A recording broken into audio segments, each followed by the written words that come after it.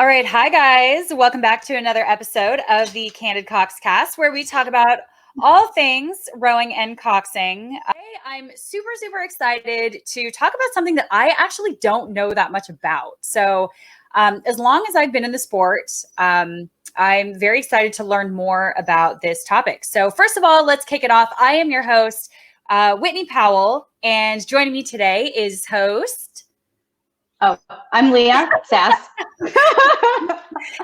Yeah, welcome, Leah. And I want to dive right into this. So first of all, tell us a little bit about who you are and why you are joining us today to talk about the very exciting para rowing and how cool it is. So awesome. I'm really excited to hear about this. Tell me a little bit about you.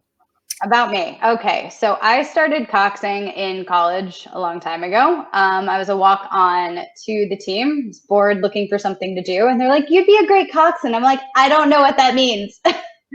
And they were like, well, it's fine. Come to practice. We'll tell you all about it. Like, meet here at 5:30 in the morning. And I don't think I'd ever gotten up that early in my life. So I joined the team and I loved it. So I was a walk-on novice. And due to kind of, I guess, slight shortage of coxswains, I also helped with the varsity team. And halfway through my freshman year, they cut the team for funding. There was big Title IX lawsuit, which we lost. And that was the beginning and the end of my coxing career. I decided not to pursue club because I was like, oh, this was fun, whatever, blip on the radar.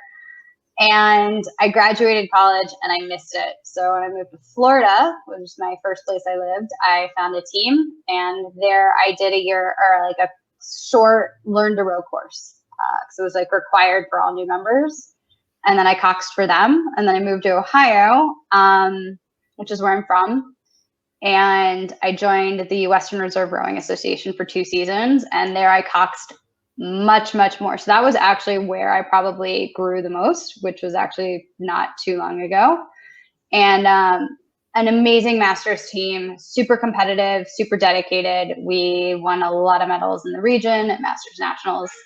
And then I decided to move to Israel, which is where I am streaming from. And so I got here and I was like, hey, rowing club, let's keep doing what I love. And they were like, hey, you're a coxswain. We have this national team that needs a coxswain. Do you want it? And I was like, yeah, of course. That happens too often. Here, would you like the national team? Yeah, they were like, here's our national team. Caveat, it's para rowing. And I'm like, what does that mean? So I guess that's where we can start today. So that was my intro to para rowing, was with the Israeli para mixed cox 4. That's amazing. And so after now I've butchered the intro and you've totally saved us. Hopefully people will stick around because honestly, this stuff is so interesting. It's so cool. So first of all, I think people have a lot of questions and a lot of misconceptions about para rowing. And so now you're here in Israel. Were you doing para rowing at all in the US, or you only started once you were in Israel, first of all? I only started here and I didn't know anything about it, actually. I don't want to say I didn't know it existed. It didn't really cross my mind. I didn't really have my pulse on national teams and Olympic teams yet. I mean, obviously, who doesn't love the US women's 8? When you're an American. So we'd sit around the boathouse and watch them, when they were at world championships and whatnot. And yeah, I guess I was in Cleveland during the last Olympics. So we were watching that happen. And but yeah, you watch the Olympics and then you kind of go on. You forget that Paralympics happens right after. It's just kind of not on the radar. So this was my first taste to para sports overall. Yeah.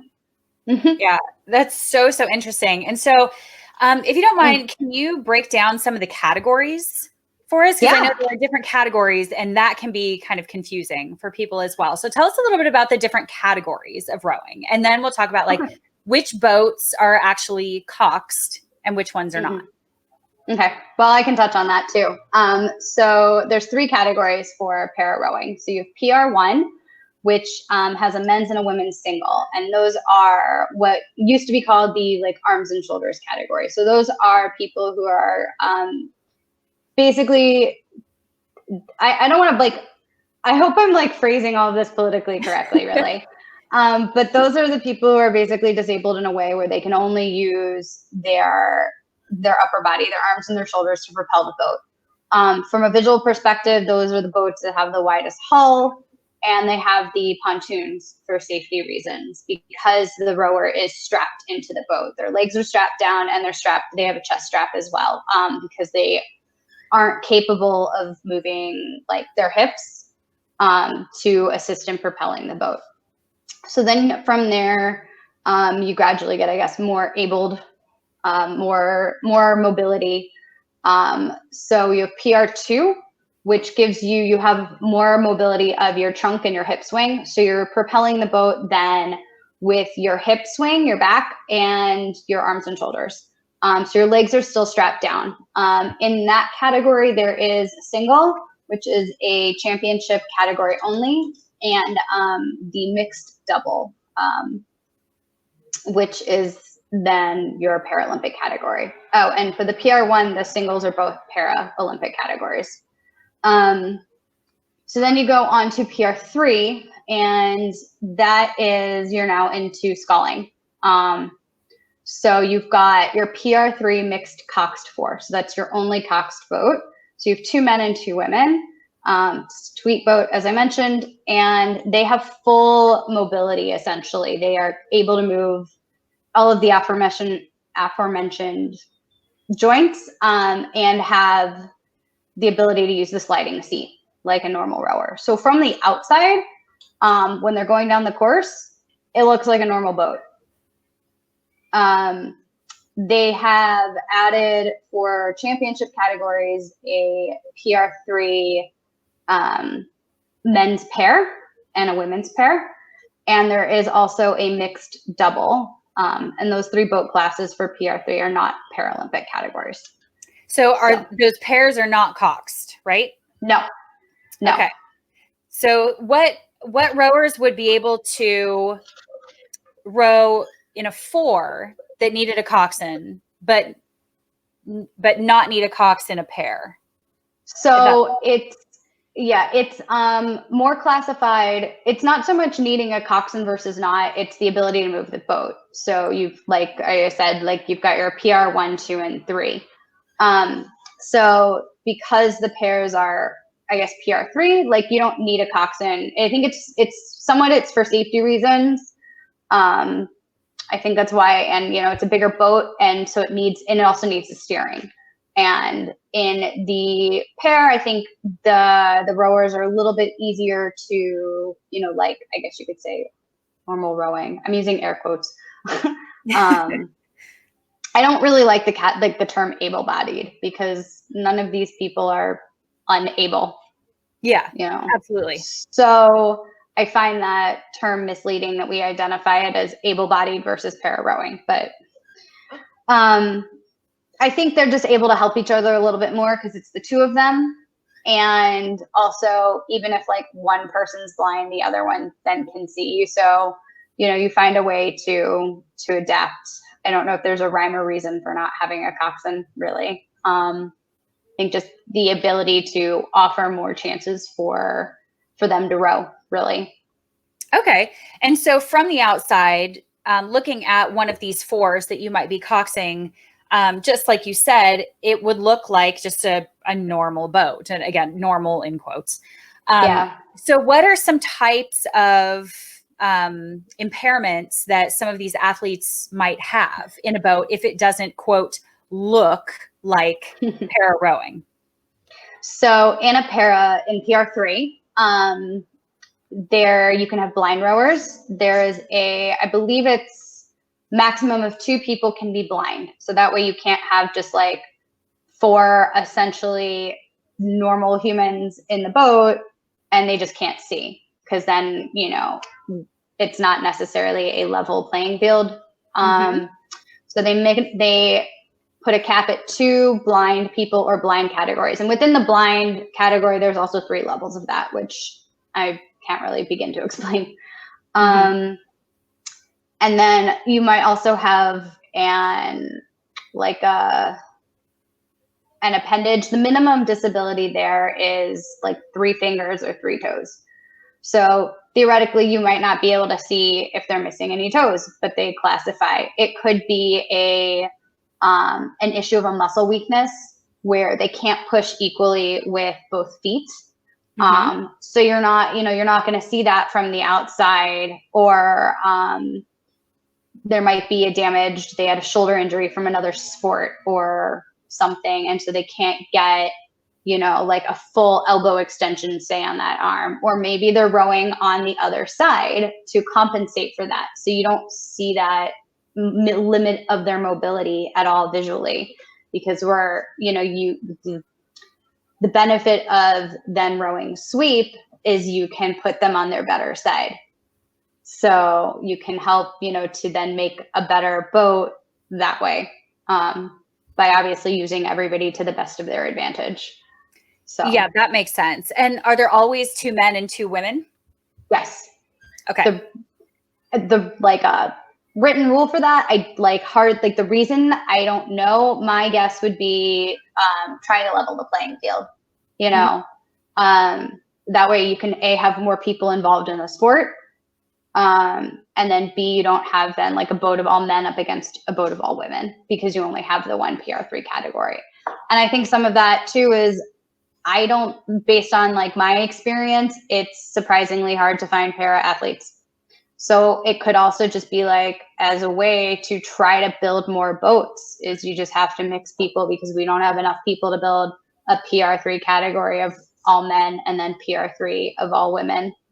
I mean, from this past summer, even before all this craziness happened, there was not a lot of competition in the category. That's so interesting. Now, why do you think that is? If rowing rowing obviously isn't a huge sport worldwide. To us, it's a huge sport. But why do you think there aren't more para athletes and more athletes that might want to be involved in rowing? I think some of that is kind of like you mentioned, it's not a big sport to begin with. So I think a lot of people maybe don't consider it an option. And I would, you had mentioned also maybe about like misconceptions earlier. I would think a misconception could be like a danger because it's a water sport. If you've got a weak leg, a weak arm, a missing limb, you're blind, you might have a fear of not being able to swim should the boat capsize. Yeah, that's really interesting. I definitely want to talk about these misconceptions next, because I think this is a really big topic. And also just maybe unawareness as well. Yeah. So yeah, let's go ahead and tell me a little bit more about the fear of the water. Like, do you know any athletes that are like, I would love to get involved in a sport, but I have a lot of hesitations about rowing? Or is it a complete unawareness that it even exists? I would, from my perspective, I would say it's an unawareness that it exists. So we need more PR people. Yeah, for sure. I mean, I think rowing in general, as just a short example to take it just back to me really quick, like I'm from Akron, Ohio, and the club I was was in Cleveland, which is about 45 minutes away from where I grew up. And they have put on the Head of the Cuyahoga every year. So when I was there, so around like 2016, 2015, it was like their 20th year of this regatta. It was my first time I'd ever even heard this regatta existed, and it was my backyard. Yeah. I didn't know rowing existed as a sport until I got into college. So like, if you want to go back to like, and now you've got to add that whole level of para on top of it, like, I think it's definitely, I think more of an issue of just an awareness and an unawareness. And it's hard to teach people things that they aren't familiar with, or to try to like get them on board. That was a challenge here with recruiting and trying to find new athletes, is how do you tell, like, somebody who doesn't know what it is, you can't just like pluck them off the street and say, let me just teach you how to row. Just like, go away. Yeah, it's so true. It's so true. I think there's a team, like I don't know, you probably know this because you were in Florida, but aren't they creating a center almost for like veterans and for I feel like they're trying to get veterans and people involved that have been injured overseas involved in para rowing. There's a center down there. There's a training center in Florida. Is it, unless they're doing as maybe part of Nathan Benderson Park? Because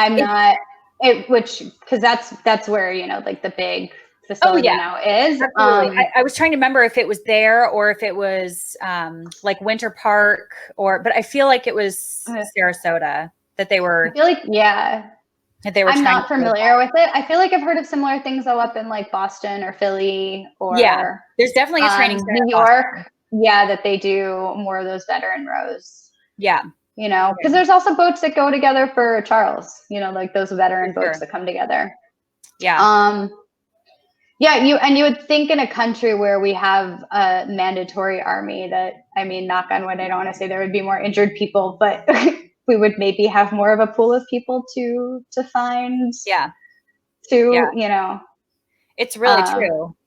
I mean, and it's almost funny. Like, since I've become a part of this sport, I am so much more keen on when I see somebody walking down the street with a limp and I'm just like, are you okay? Do you want to learn how to row?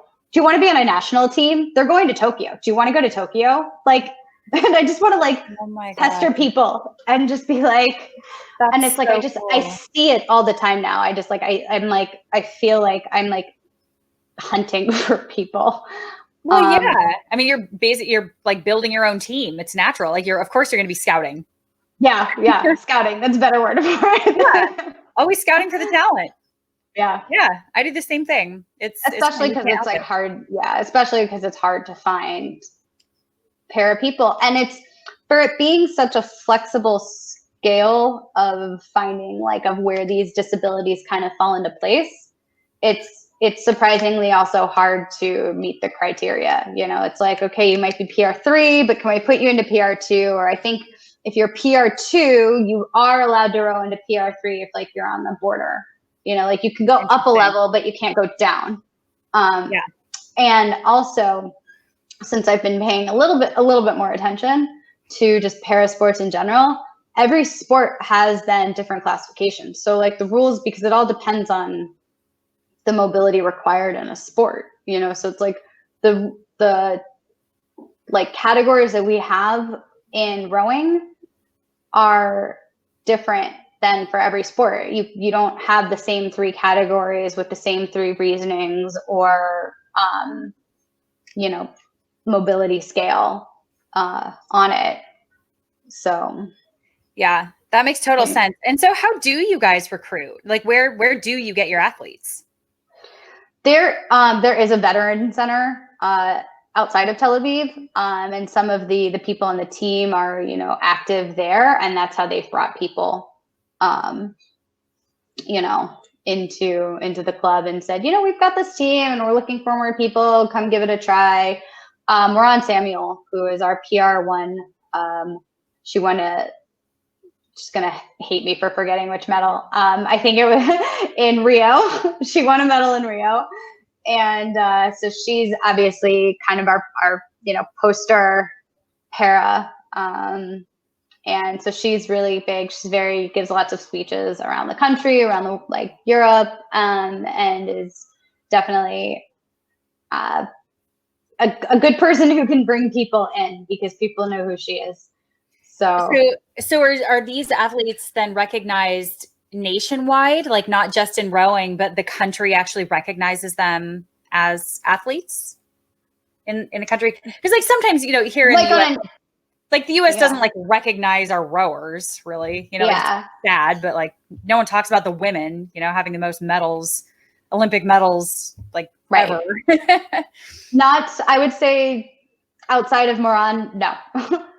There's like a few other sports. We had the judo's really big for Israel. So everybody always talks about judo and talks about the gymnasts, but rowing still doesn't get a lot of PR and especially para. Now from one of the para rowers actually did come from judo. She competed in Athens and then injured herself. So that was how we got her. I mean, it took some kind of prying to like convince her to come over onto our side, but so we can get athletes kind of that way. And it's, again, like, so then she was more recognized, but rowing in general is not noticed so much in Israel, similar to other countries, as well as para. And we do, kind of like everything else, like we have a separate Paralympic committee that sponsors the para sports and athletes. And then there is the Olympic committee that sponsors the regular Olympic categories. We're very lucky and I just speak for rowing, I don't know the other para sports, that we do get quite a bit of funding and a lot of support from them when it comes to recruiting efforts, when it comes to travel and training, where I have friends on the under 23 team that, they kind of have to pay their own way for training and then hope to be reimbursed for it. And it's sad because we are such like a small country and there's not a lot of us. So the opportunity to represent Israel and put our name on the map in sports, I would want to be more like rah-rah, like, so cycling, yeah. I think our cycling is getting more noticeable in general. Like, again, I don't think there's a paracycling community, but Okay. Oof. That's really cool. Here comes the cat. They're always trying to help when we're recording podcasts, walking across the screen and everything. Okay, so let's talk about the actual coxing side of it. This is what I'm super interested in as well. And I would love to know if there are really that many differences. I don't know that I've even ever heard a recording of a cox racing a 2K in a para 4. What are some of the major differences, you think? There's a ton, and I'm still learning. I feel like I started at ground zero, to be honest. I'm excited. Yeah. Because I came in all, gung-ho, wired up after all of like my wins in Cleveland. And just, so I was like, great, like competitive team. This is going to be so much fun. And I coxed him the way I always coxed. Didn't work. Just fell flat on my face, really. And again, like I said from the beginning, I'm 3 years in and there was still so much to learn. The first thing you have to really take into account, which is the most obvious, is each rower in your boat and their disability. We had a blind rower. We had someone with a shoulder injury. We had someone with like ankle injuries and other mobility issues. And someone else who had like a weak, like nerve, like a nerve issue that caused a weak leg. So you can't tell everybody to push with your legs, because they can't. And you can't always remind people to pull in high because they can't. And you gotta, and it's a balance of over communicating for the person who can't see where you are on the course, or can't see the speed coach if they're the stroke position, or can't see the buoys like you've talked about before. And you're their eyes and their ears and their everything, and somebody else doesn't want to hear you talk all that much. Mm-hmm. Yeah, exactly. So you're really juggling almost 4 different boats in a way. And then on top of it, just making sure everyone hopefully does everything at the same time, like normal coxing. Right. And you got to understand with the disability, I hate calling it a disability, but I don't know what else to call it, because they're not lesser than, right, by any means. And, but so for each individual, like, mobility issue, that also it also translates into boat feel or lack thereof. And that's a very hard thing to try to coach and just navigate, getting everybody to understand what different things feel like. So it does, like, that's where kind of the benefit of like that little bit of learning to row, like I had mentioned, that I thankfully got to do in Florida, because when I joined in college, I never rowed at all. I was just straight put into the coxswain seat. And that was a light bulb moment for me. So then to be able to translate those things now, because now I understand boat feel, and I've rowed a few times at least, so I can understand what's happening. But trying to remember then too, like if you're trying to cox a race or a race piece in practice, and then also remembering their limitations, is very challenging, and then having to keep the energy high to keep them motivated. This was the first time I really understood how exhausting coxing is, even though I'm just sitting there. I believe it. I had to like relearn how to steer, because not everybody is pushing and pulling with the same force at the same time. You end up sitting on the rudder a hell of a lot more than you want to, just trying to keep a straight point, which obviously slows the boat down when it,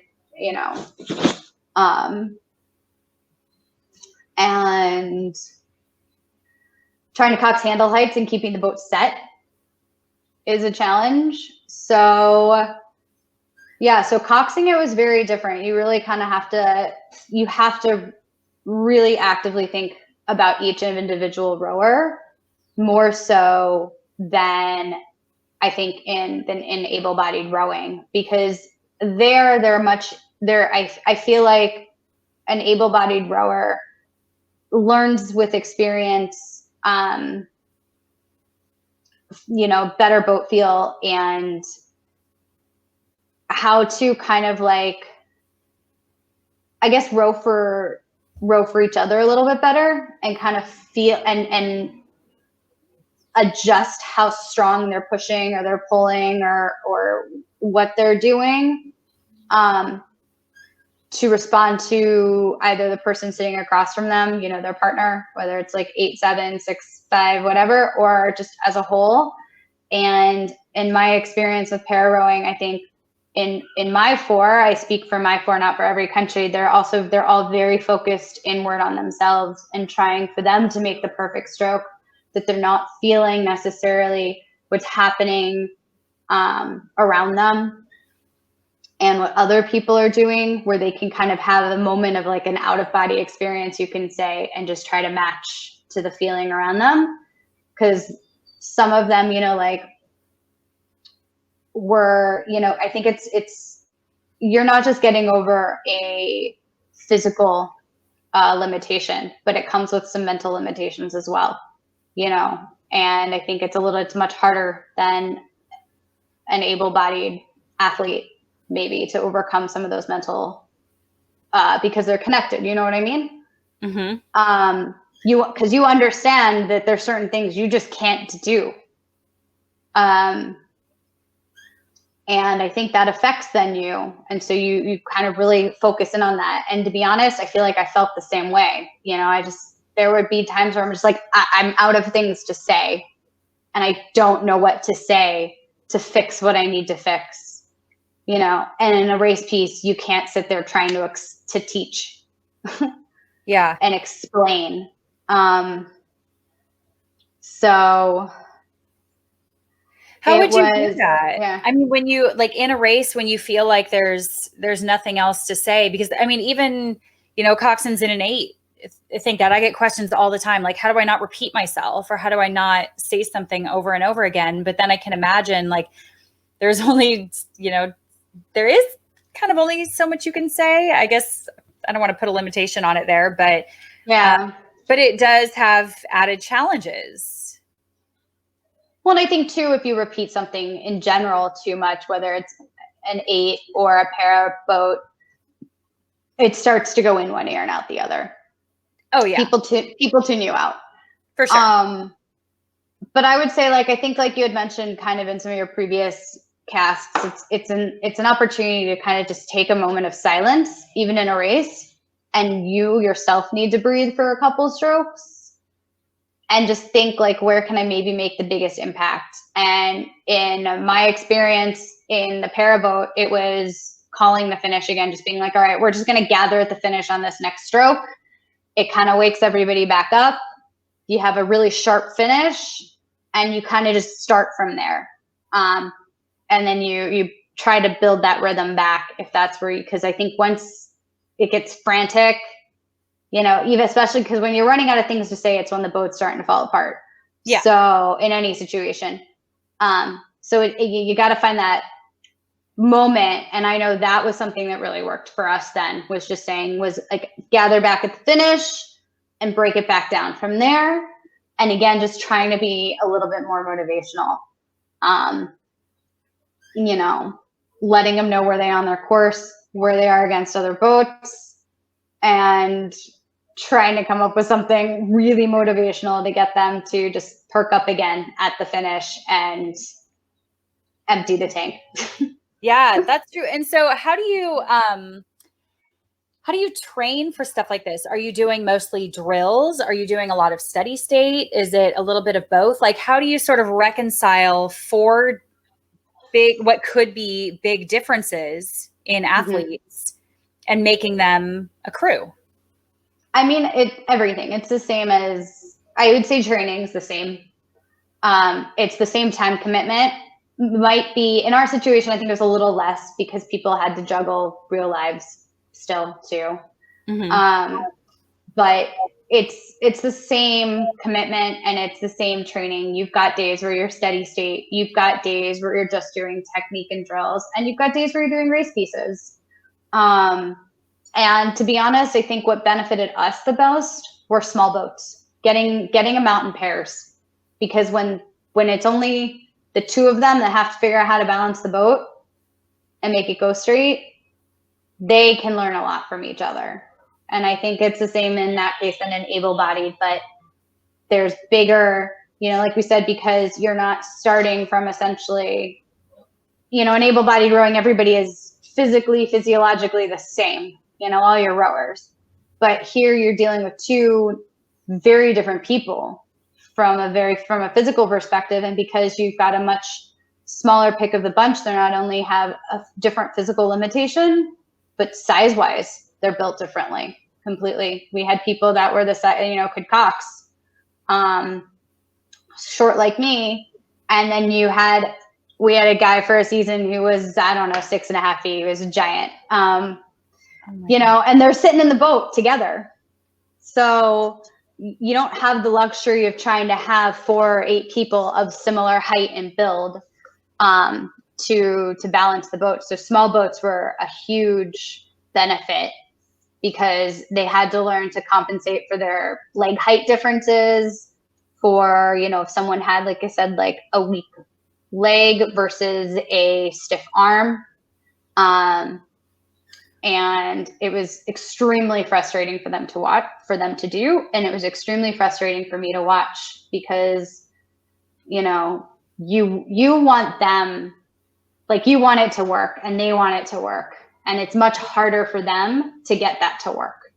So what do you think about having a level playing field? Do you think that having 2 men and 2 women makes it more level across the board? I would say the short answer is no.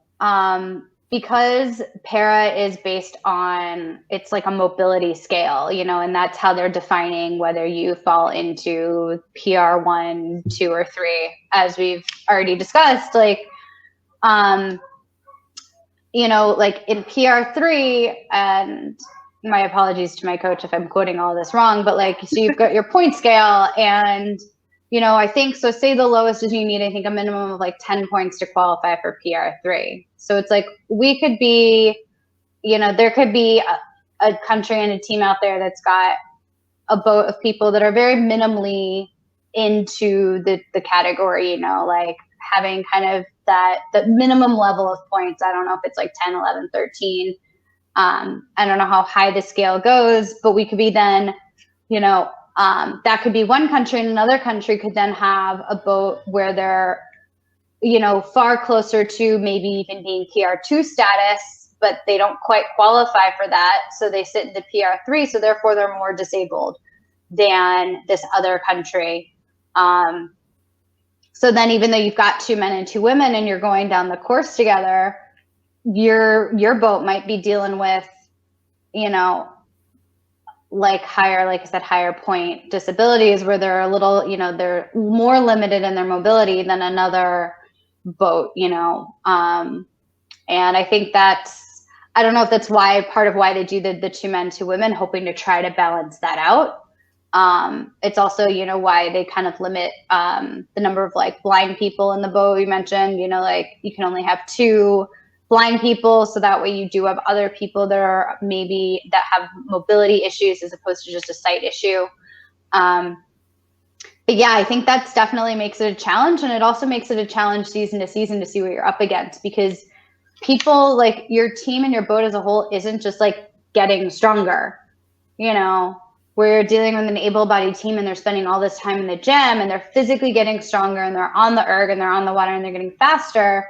You know, if, you know, we might have to replace a rower because someone decided they don't want to row anymore, and you have to find somebody else, and they might end up being more disabled than the previous person. So even though everybody's training just as hard, they're already coming into the boat maybe a little bit weaker, and that's out of your control. And I think that's another, you know, and that's another challenge then with coxing too, when you know deep down that there's your crew might only be able to do so much and they're never gonna like be able to beat Great Britain, for example.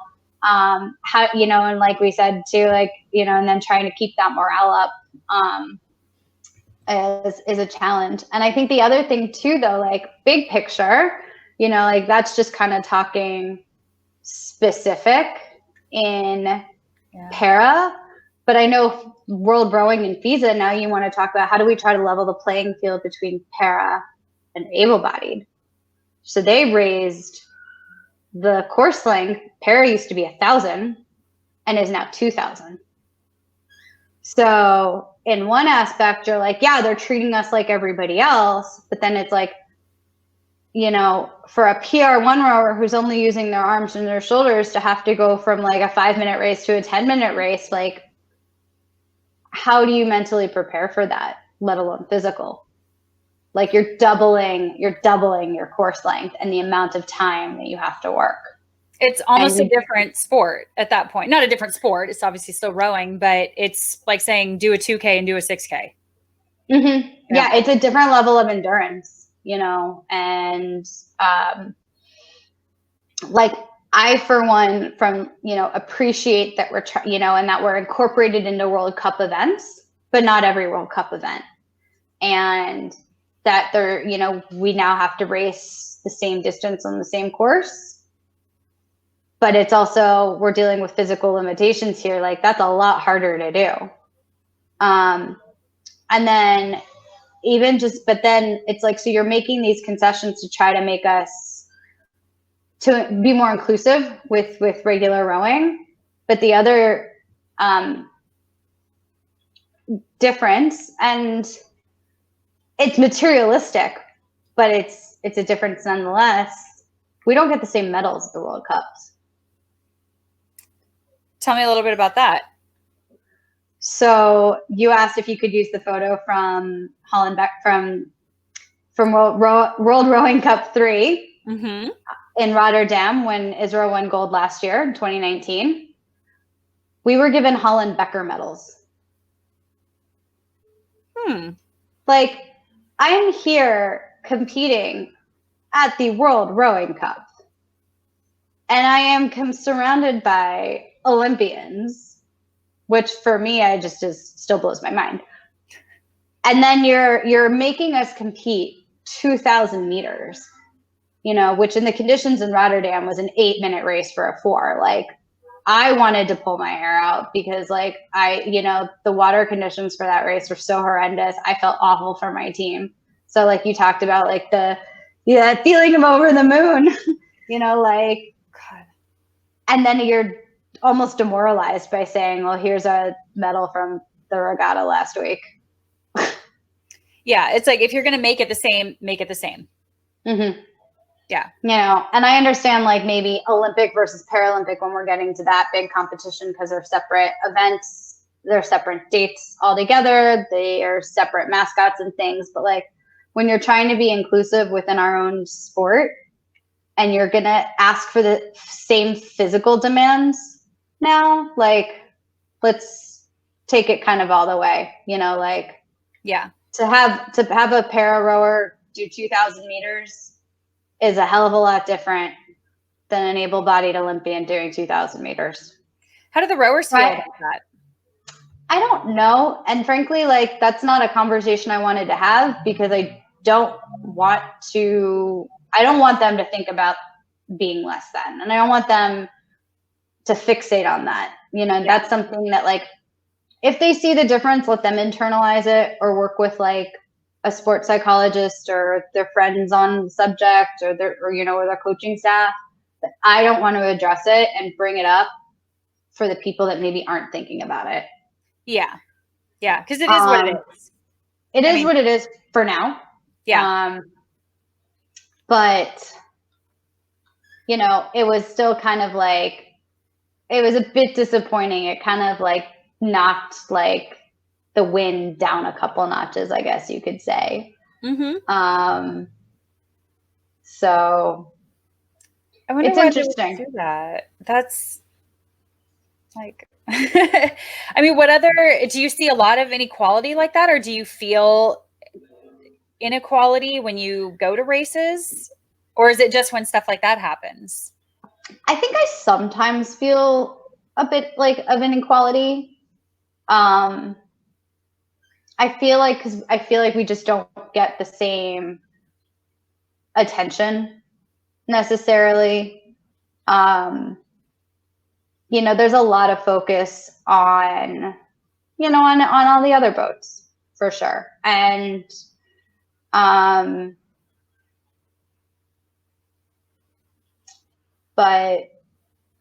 again, that's just kind of like the way I see it in my perspective. And I do think that it's changing in the couple years that I've been involved.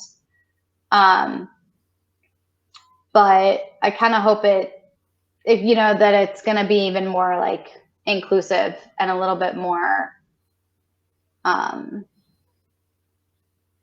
not, you know, I kind of feel like, always kind of felt like we're a little bit of like the rascal pack that's walking around the regattas, you know, and maybe that's just me. Get it? So. And what would be something that like World Rowing, or I don't know if it would be your governing body, would be World Rowing.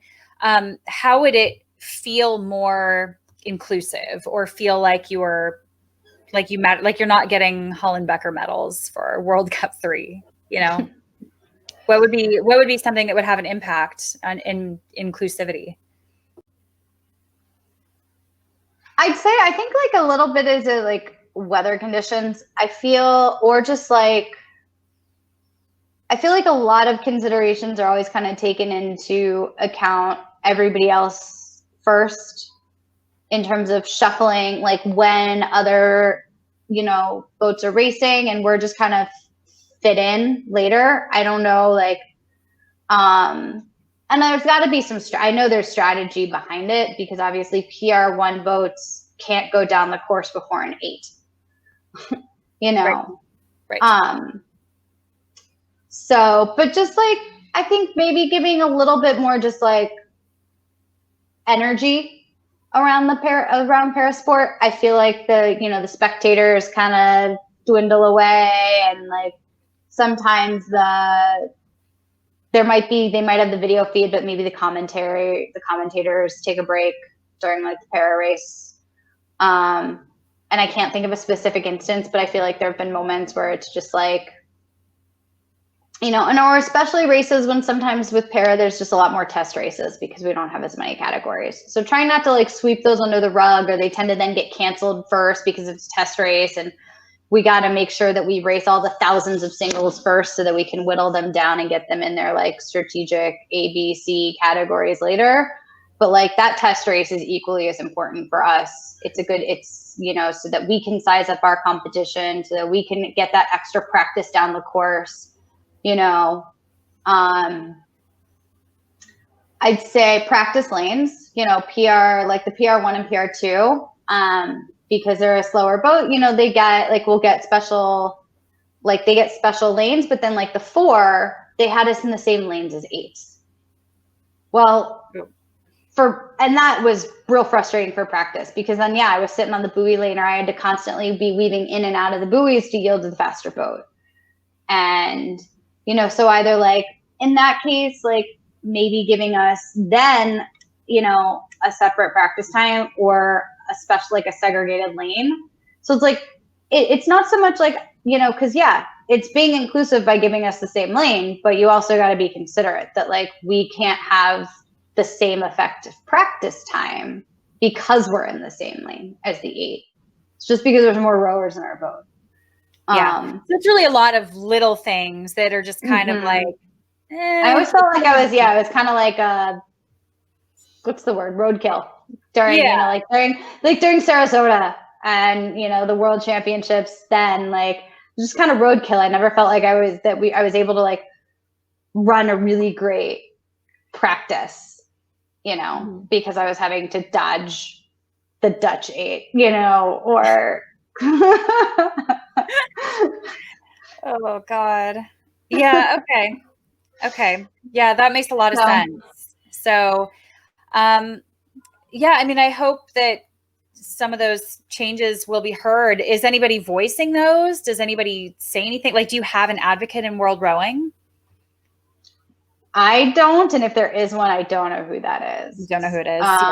Yeah. I mean, I don't know. I would say like my coach has a pretty strong voice in the rowing community and in World Rowing. And I think she's voiced some of those things in terms of like, the practice lanes and stuff like that.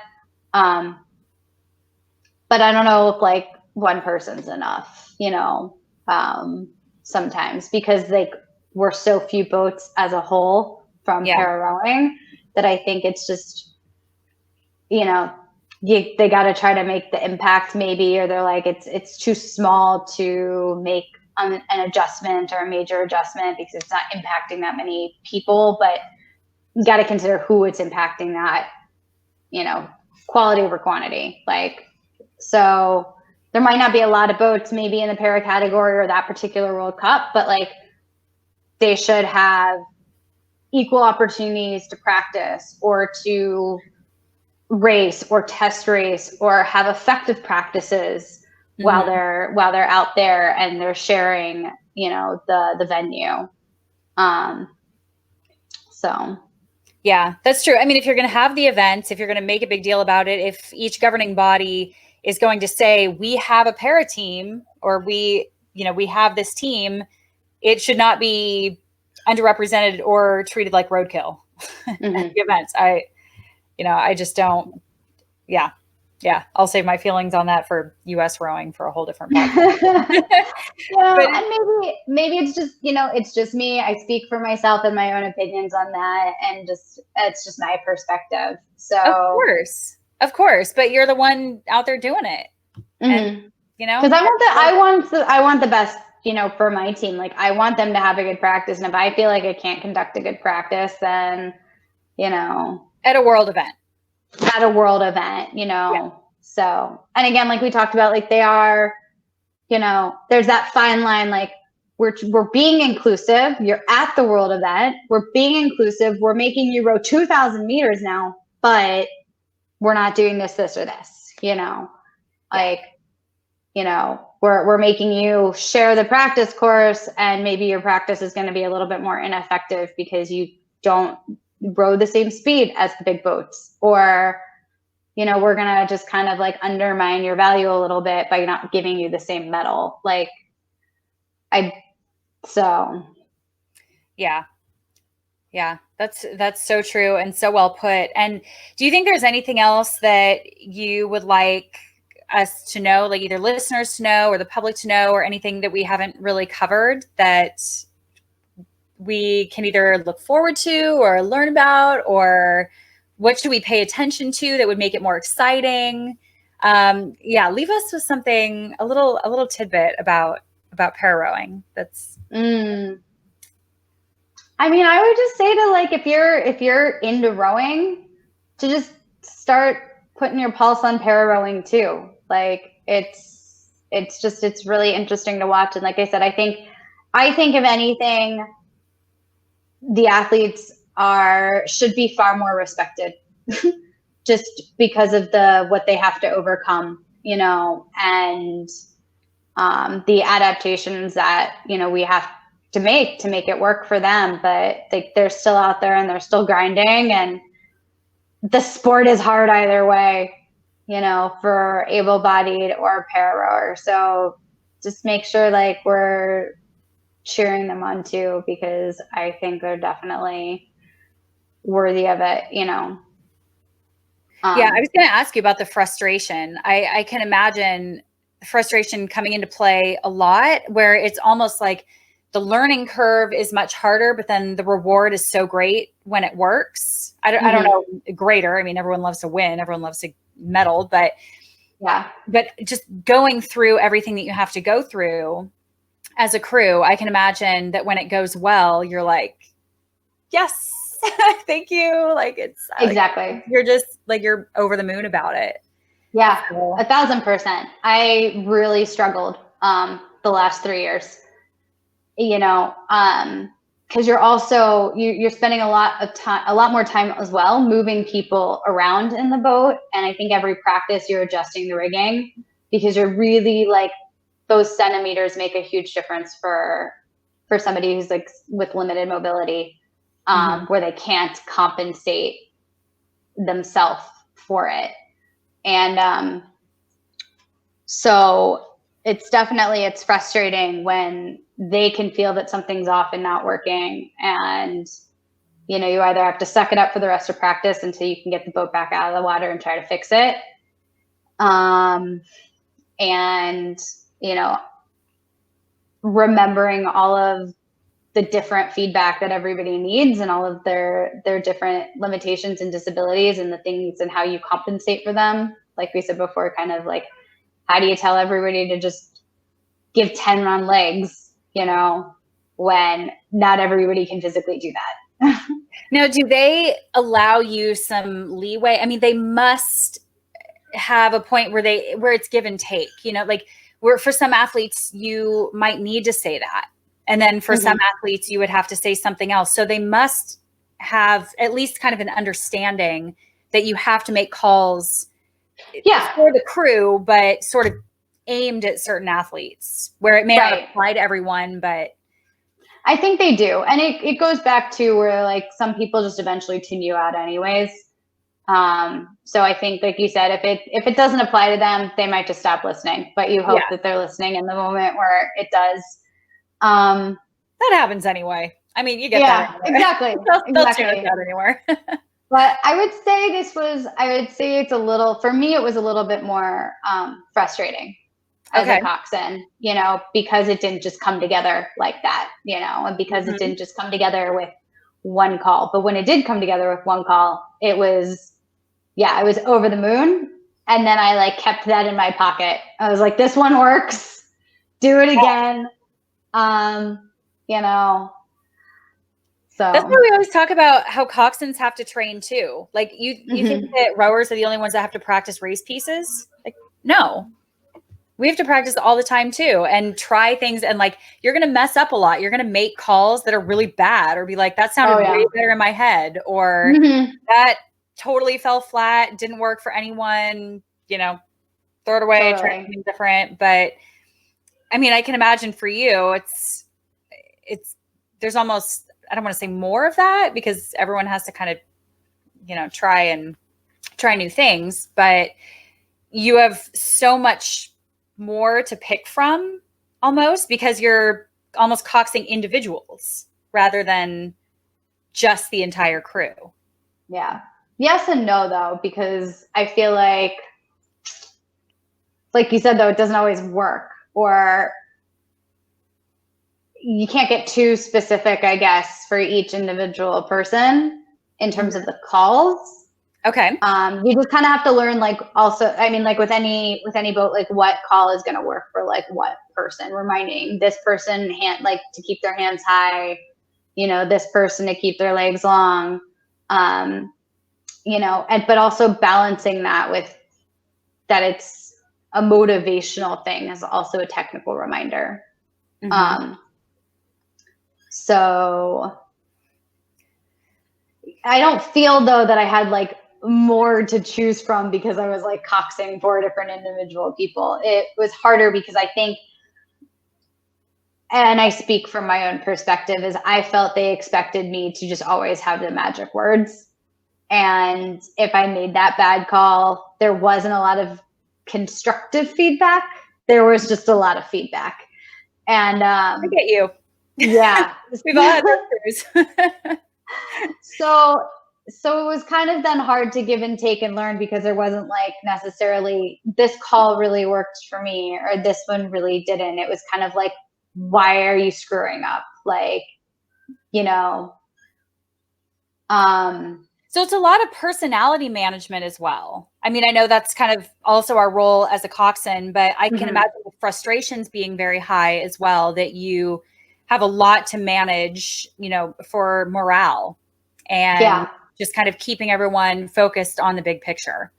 I think there's definitely, I would say like morale is a good way to put it. That was kind of the harder thing more than anything. And I don't know if some of that stems from and I don't think this is not the same for all para crews by any means, because I think it just depends on, are they built from former athletes or are they, built from what's available? But then therefore morale is very like much more important, I think, in a crew that maybe doesn't necessarily want to be there or doesn't have the passion for rowing, but they're there because it might be the only sport that they have an opportunity to do where they can get some support. Interesting. Okay. And so what's something you would do? Like, let's say you have a really bad day on the water. Because I get a lot of questions from younger coxes as well that say like, my crew just yelled at me the whole time. Like I made a mistake and I just feel terrible. Like I just want to run and hide. If you have a really bad day on the water or morale is very low, or it's just like something is just not working, what would be something that you would do to sort of regroup and be able to go out to the next session and have a good session? I think the first thing is actually, I wouldn't say running and hiding is a good answer, but giving everybody space to calm down for sure. You can't just go right into a team meeting, group like session recap and say, okay, let's talk about that. Like, how did what do you feel didn't go well? Or what do you feel like, or trying to make it like positive and just being like, well, what did go well for you today? Like that doesn't work. You gotta give everybody some space to calm down because they're all either blaming somebody else or they're blaming themselves. And I think as a coxswain, you also do. I blamed myself a lot if something didn't go well, because for me, being on the national team was huge and I just wanted to be perfect, and I wanted to do the best and to give my best and to be my best 1,000%. And so if I was 900%, it was not good enough for me. So giving everybody a chance to just cool down, calm down. And then maybe instead of right after that session, it's before you go onto the water for the next session, being like, hey, like, what was something good that happened this morning? Or,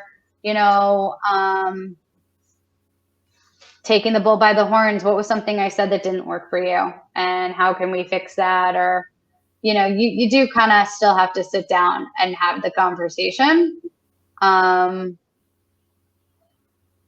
I think trying to kill it with kindness and positivity doesn't necessarily work for people who are just putting so much physical energy and effort into whatever your training session was right before, so. Yeah, absolutely. You do have to acknowledge it, I think. For sure. Yeah. And so what are a couple mistakes, one mistake or whatever that you feel like you kind of made where you had to go back and say like, look, I'm sorry, I messed this up. How do you sort of regroup yourself. Like as a cox, you have to get back out there and still do a good job. Like you don't have time to wallow in being upset that you've made a mistake. And we've all done it. We've all been there, messed up really badly, whether it's calling a piece down too early or calling a distance wrong, whatever it is, hitting something, it's all different. So what's something that you think you did at one point, and how did you regroup for the next session with a level head? Well, I've done all of those things. I think in para rowing, hitting buoys is the worst when you have a blind rower in your boat. And I never heard the end of that one. And yeah, calling, miscounting. I prefer from a coxswain perspective, you know, at the end of the race, if you know there's less than 10 strokes, I call 10 anyway, because I'd rather have 2 left over than get to 1 and then say, I need 2 more.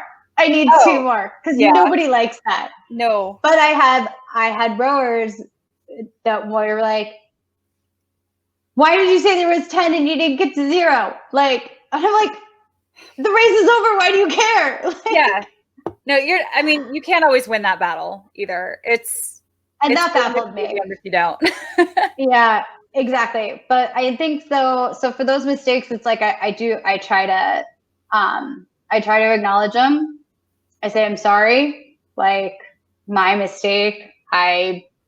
You know, if it's at the end of the piece, if it's like, if you're doing multiple pieces in like a training session, you know, whether they've called you out on it, what I found has worked, because I evolved a lot, you know, in the 3 years myself. And so I would say in the beginning, I definitely got defensive and, you know, tried to fight fire with fire, which doesn't work. So you got to fight fire with water. If your rowers are angry at you, you just got to say, I hear you. I'm sorry I made that mistake. I will try not to make it in the next piece. And you try hard. And I would try to focus on making sure I was better at calling, you know, the up or the down or the distance. I didn't have the luxury of having a recording cox box. I tried taking my phone in the boat a couple of times and never really got quality enough recordings where I really felt like I could learn from them. So just trying to kind of take the feedback in the moment as best I could, or regrouping again, like after the session, like what's something, and trying to keep them calm. Like, what is something I can improve? I can't improve it if you're yelling at me, you know, and tell me something I did do good so that I can repeat that behavior. Yeah. You know, it's really funny you say that. Sorry for interrupting, but I actually had to have a talk with the crew about this as well. That was a particularly sticky crew. Like we were going through a time where everyone was just pretty at each other's throats, pretty frustrated in general. And there was not a lot of positivity or lighthearted talk or, you know, things were just, we could see it sort of spiraling downward pretty quickly. And I was like, look, you guys, if you only tell me what you don't want or what you hate or what's going wrong, I have no idea what direction to take that. I mean, I could take that any direction that I want, but I don't know if that's what you want. I don't have any idea if you like one thing, hate another thing. So I'm really shooting in the dark here. And we really had to make a conscious effort with the crew to say, like, look, I know you don't feel like giving me positive feedback, but that helps me more. Like, tell me what you do want. Tell me what you need from me instead of just telling me what not to do. If I just told the rowers what not to do all the time, they would have no idea what to do. Well, that's with us. Yeah, that's a great way to put it.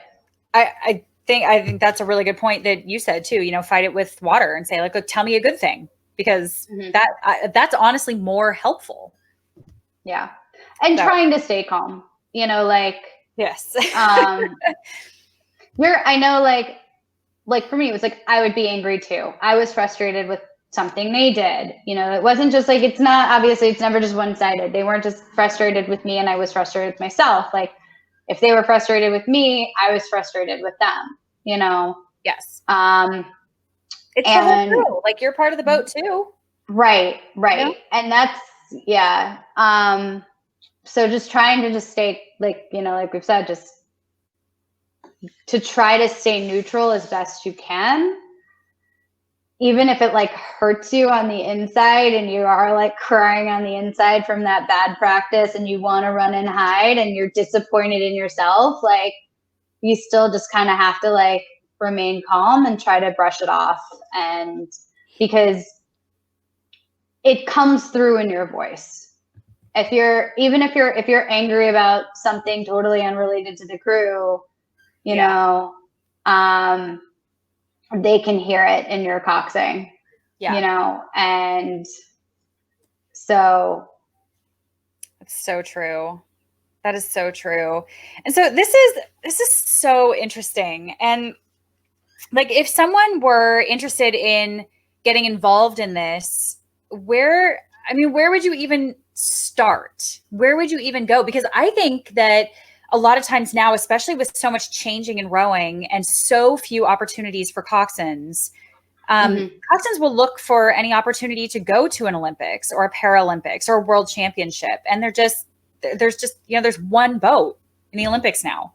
So, yeah, you know, like, what do you do? And so, like, where would somebody go to get involved in para rowing if they wanted to learn more? I guess, like, what I would say, you know, like, again, like, I fell into it on accident and didn't know that it existed. So from my experience, like, I would almost start again, and because like not knowing other countries and other nations, I'd start with like World Rowing, start with like the website and try to find the federations that do have para, because like Israel doesn't have a coxed Olympic boat. We have one single scholar male and one up and coming under 23 single scholar, you know. So, and I know like the Para Rowing Foundation is working a lot with like developing countries, and you see them a lot at the International Para Rowing Regatta in Gavirate that usually happens right around this time. Probably be like next weekend. So, you know, I know like checking with World Rowing and checking with FISA and checking with the IPC and seeing which federations have it, because just because a nation has an Olympic team doesn't mean they have a para team, and they might have a para team and not an Olympic team. So I would definitely probably look into that. You know, if you know people on the Olympic team, check with them to see who, you know, those connections are. That they, you know, their coaches might know of other people that are involved in the para community. And do you think it's made you a better cox? Yes. I mean, I think every experience that you have row on and off the water makes you a better coxswain. And I would definitely say like it's grossly expanded my abilities and my horizons, by just having to learn new things, like we talked about, having to understand rowers on an individual basis a little bit more and their capabilities and their limitations, you know, as well as just being able to compete on a national stage in bigger water against better teams, and being around that morale, you know, has really kind of helped me want to step up my game and learn as much as I can, and, you know, like connect with you and connect with other coxswains that I can learn from. I've made a lot of good friends from the international like community, where I've gone to them going like, help, I'm having problems with like this crew member or this practice, and how do I bounce back from it? And being able to going back to that feedback thing, asking other coxswains. You know, I've gone to other coxswains, like, and then like, what do I do? Like, I'm, you know, how do I like, and they're just like, every coxswain has a bad day. And you think the best of the best and the most legendary coxswains don't have bad days. They do too. Oh, they definitely do. They definitely do. You know, they've had bad calls too, and they've hit buoys too. So, yeah. So it definitely doesn't hurt to reach out to them for advice on, you know, I've gone out to them going, I'm having trouble with rush. What are some drills that you've done that I can try? And those have helped. So I've been able to learn so much more through them, and then there's through like the rowing community in general. So that's so cool. I love that. I'm like so inspired to learn more now. Like I want to like try it sometime. I've never coxed a powerboat. I feel like, and I'm not done. Like there's still so much to learn in general. I mean, every day you can't, I try to learn something every single day, even if it's what not to do. Yeah. It's like, you can't stop learning about the sport. Mm-mm. It's so great. So what's next for you? I mean, obviously we have sort of an issue where everything's canceled. Yeah, right. What do you do? Are you still involved? What would be next for you? Well, so I stepped back after, actually right before the World Championships last year, for various reasons. And the team qualified in Austria, and we have since found some extra rowers. And I was like, you know what? The coxswain seat shouldn't be safe then either. So I'm itching to get back into a boat. I want my opportunity to just keep rowing and to keep racing. And I've got my eye on Tokyo, of course. Trying to keep those connections high and just looking for other regattas once the season hopefully comes back together. I was hoping to go to Heineken. Yeah, same here. Yeah. So I'm looking for crews. I'm looking for boats. Hello to anybody out there. She's on the market. And gonna, once kind of the season here gets back into swing, try to maybe to reconnect here. See about getting back involved with Team Israel. But I'll be transparent. I've got dual citizenship now, and I want to put my name in the ring for Team USA as well. So killer. That's killer. Now, what about the US para team or like the women's para team? Oh no, I'm not gonna fight Caitlin on that one. I don't have a shot in hell on that one. She established herself pretty well. She's done some good things. So where can we follow along and see what you're up to? Is there anywhere on social media that we can follow your? I would say I'm most involved in Instagram. So I'm at Leah Sass. It's all smushed together as one word. Okay, perfect.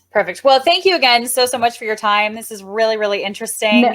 And thank you. This was awesome to be a part of it and to be asked and included. Oh my gosh. No, we want to include everyone, para rowing, coxswains, coaches, everyone's welcome here. So definitely. As long as I don't butcher the intro again, like I did this time. So we'll just use the podcast. You made it great. I didn't notice. Okay, perfect. Well, thank you guys again for listening, tuning in. Again, Leah for guest hosting with me. It was so awesome to hear a little bit more about para rowing. I learned a lot for sure. I hope everybody else did. And I'm hoping that we can follow up with you once we get a little bit closer again to the Olympics and when you kind of start making moves again. So definitely. I'm excited to hear what you're up to. And until then, we will see you guys next week. So bye. Bye. Thanks, Whit.